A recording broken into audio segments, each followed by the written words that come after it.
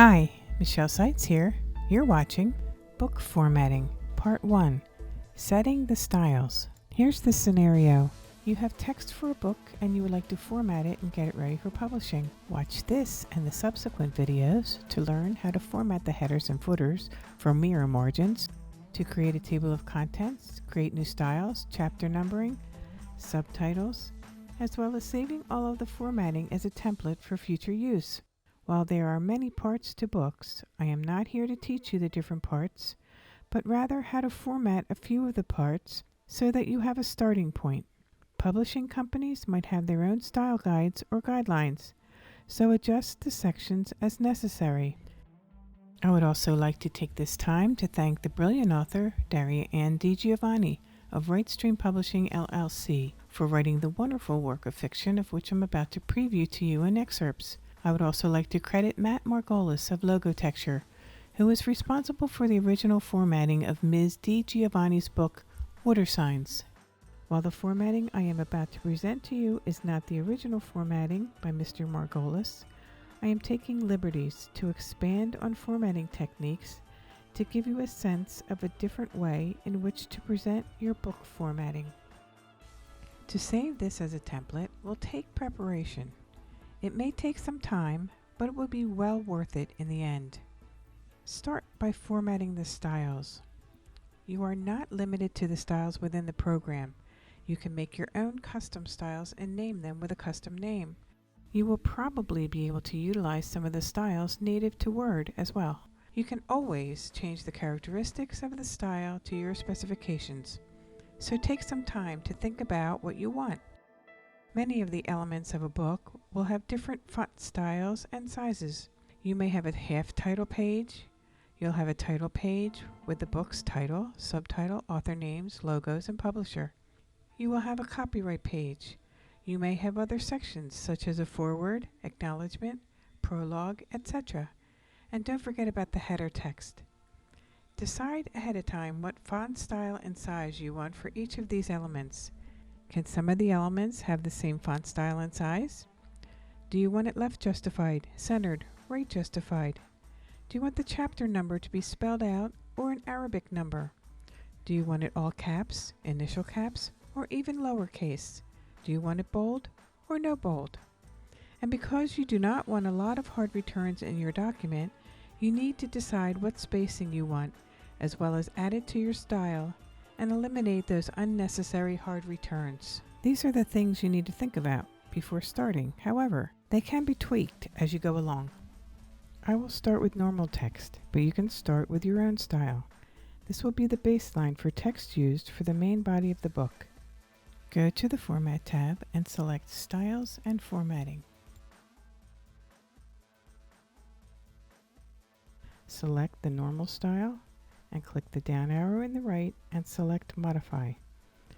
When the Modify Styles dialog box opens, select the font style and size. Don't get fancy. You want this text to be easy to read. Click on the full justification icon. Now click on the Format tab and select Paragraph. When this dialog box opens, select a 1.5 line spacing. Also, in the After field, select 6 points. This way, whenever you hit the hard return, your paragraph will have a space between paragraphs without having to add extra hard returns. This is important when you change from paperback books to ebooks, so there will be no extra spaces. Now click OK, and OK again. The first paragraph in the chapter will be normal style and size, so I don't need a custom style for that. The secondary paragraphs will be similar to the first paragraph, but with a first line indent. So I'll need to create a custom style so that I don't have to go into the paragraph dialog box each time to enter a first line indent. I don't want a tab in my text, so this is what I'll do. I'll open the style dialog box, if it's not already open, and with a normal style selected, now I'll click on the New Style button. Now I'll give the style a name. I'll call this secondary paragraph. Leave the style based on as normal. What this means is that the new style will start out with all the characteristics of the normal style including the font face, size, color, spacing, etc. So you can just tweak the other characteristics. So it's important to select the style based on first. If you edit the other characteristics in this dialog box and then go back to this field and change it, all your characteristics will default back to the new style, and you will have to start all over and add your specifications. The style for following paragraph should be the same name as the new style name in the name field. Go to the Format tab and select Paragraph. In the dialog box, in the Special field, click the drop-down and select First Line. Change the size to 0.3. Now click OK and OK again. Now your new style is in the Styles dialog box. Next, edit the chapter title. In order to get your chapters into the table of contents and keep the styles consistent, I suggest using heading 1 for the main chapter titles. You might want to start the chapter with a wide spacing before the text. If you have a subtitle and perhaps a quote or a graphic before the body of the text, keep the spacing in mind. You don't want to go much further than halfway down the page before starting the body of the text, so keep this in mind when you figure out the spacing. I'm going to make my chapters automatically numbered. So I'll go to the Format tab and select Bullets and Numbering. Click on the Outline Numbered tab, select one of the automatic numbering, and select Customize. In the Number Format field, I'll enter the word chapter before the number. I'm going to get rid of the period after the number. In the number style for this level, click the drop-down and make your selection for the format of the automatic number. Click on the Font button and make all your selections for font size. Make note of the style you picked for the font because you may want to have the same font style for the Heading 1 text style. To learn more about heading numbering, watch my heading numbering video. Now click the button called More. This is very important because you must link this style to Heading 1 because you want it to be picked up in the table of contents and also in the navigation pane if you use it. I don't want anything following the number, so I'll put nothing in this field. After you entered all the characteristics, click OK. Now you have to modify the Heading 1 style. If you don't see Heading 1 in your style dialog box, in the Show field, click the down arrow on the Custom. Find Heading 1, put a check in the box, and click OK.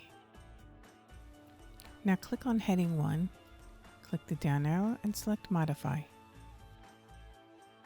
Style based on should be normal. Style following can be normal. Check all your characteristics. Click on the Format tab and select Paragraph. I want my chapter text to be centered, so in the General field, I'll select Centered. You can also enter this on the center icon on the previous page. I want to have large space before and after my chapter text, so I'll add the spacing in the Before and After fields. In the Special field, I want none, and the line spacing, I want single. Click OK and OK again. You might have a subtitle below the chapter number and before the body of the text, so keep this in mind when deciding on spacing. If you have subtitle text, use the Subtitle Style.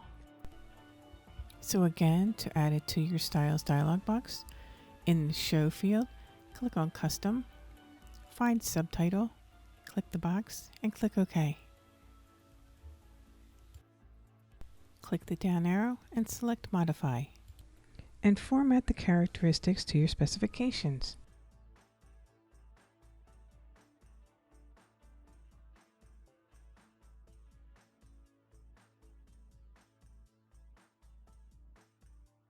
If you want your table of contents to be displayed with different TOC levels, that is, for example, you have different parts in your book, that is Part 1, Part 2, with the chapters beneath them, and you want the chapters indented in the table of contents, then you'll want another custom font for those sections. So for instance, you have a foreword, a prologue, Part 1, epilogue, about the author, that you want to be at TOC level 1, and the chapters are TOC level 2. To make the template as user-friendly as possible, make another custom style for those sections that you want at TOC Level 1. Call it whatever you like and add the characteristics to those sections as well. I will call them modules, but you can name them anything you would like. Since I want the module style to be based on subtitle, I'll start with my cursor on the subtitle line. In the Style dialog box, I'll click on New Style. Name your style, and since I had my cursor on the subtitle text, the style is based on subtitle. Now I'll add my characteristics.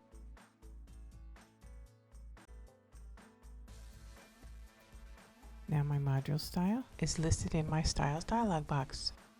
Since I don't want the table of contents style to be displayed in the TOC, I will create a separate style for the word contents.